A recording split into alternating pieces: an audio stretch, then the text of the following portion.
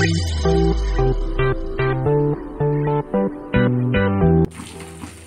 আর কাঁচা কলাটাকে আমি ছিলে নিব। আলুটাকে ধুয়ে কেটে নিলাম এভাবে। এবার শিলপাটার মধ্যে বেটে নেব আলুটাকে। কলাটাকেও আমি কেটে নিয়েছি। এটাকে ভালো করে ধুয়ে কষটা বের করে নিয়ে শিলপাটার মধ্যে বেটে নেব। ভালো করে ধুতে হবে, কষটাকে ভালো করে বের করে নিতে হবে। ভালো করে ধুয়ে নিয়েছি। আলুটাকে আগে বেটে নেব। আলুটা বাটা হয়ে গেছে, উঠিয়ে নেব। এবার আমি কলাগুলোকে বেটে নেব। কাঁচা কলাগুলো বাটা হয়ে গেল আমার, উঠিয়ে নেব। এখানে আমি লবণ হলুদ দিয়ে ট্যাংরা মাছটাকে ভেজে নিলাম।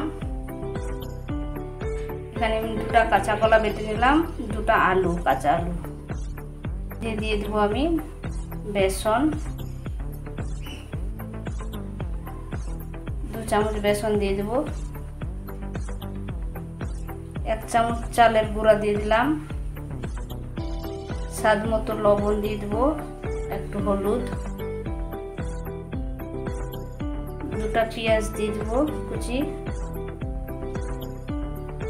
অল্প একটু জিরা বাটা, একটু শুকনো লঙ্কা বাটা, অল্প একটু রসুন বাটা সামান্য, আর কাঁচা লঙ্কা বাটা 1 চামচ, আর 1 চিমটি খাওয়ার সোডা। সবগুলোকে ভালো করে মাখিয়ে নেব। মাখানো হয়ে গেছে। এবার আমি কড়াই বসিয়ে দিয়েছি। তেল দিয়ে দেবো।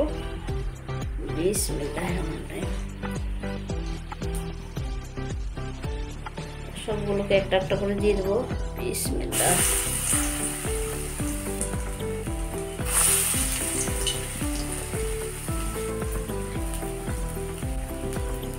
গ্যাসটাকে একটু কমিয়ে দিচ্ছি, মিডিয়াম আঁচে ভেজে নেব।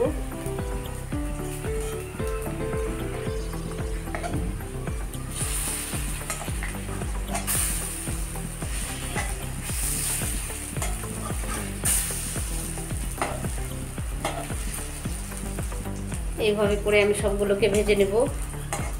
হয়ে গেছে, উঠিয়ে নেব।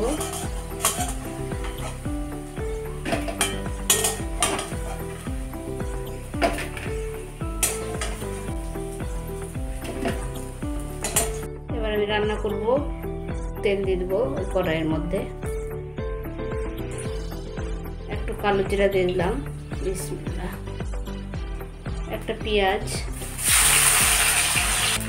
পেঁয়াজগুলো লাল হয়ে এসছে। এবার আমি মশলাগুলোকে দিয়ে দেবো।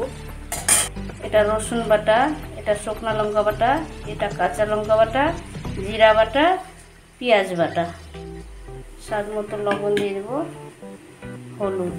সবগুলোকে ঢেলে দেবো। দিয়ে ভালো করে কষে নেব সব মশলাগুলো।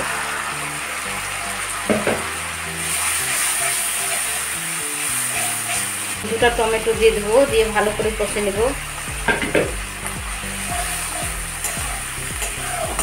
এইভাবে আমার মতো কাঁচা কলার বড়া দিয়ে মাছ রান্না করবেন, ইনশাআল্লাহ খেতে আপনাদের ভালো লাগবে। কষানো হয়ে গেছে। এবার আমি জল দিয়ে দেবো। প্লেটটাকে ধুয়ে দিয়ে দেবো।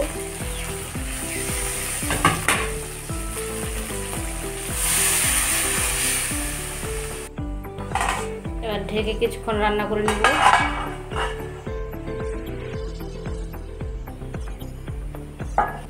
এবার আমি ভেজে রাখা ট্যাংরা মাছটাকে দিয়ে দেবো। আর বড়াটাকেও দিয়ে দেবো।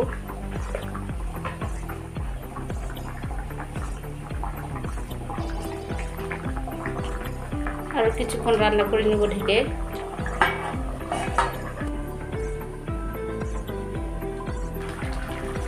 কাঁচা কলার বড়া দিয়ে মাছ রান্না হয়ে গেছে, উঠিয়ে নিব।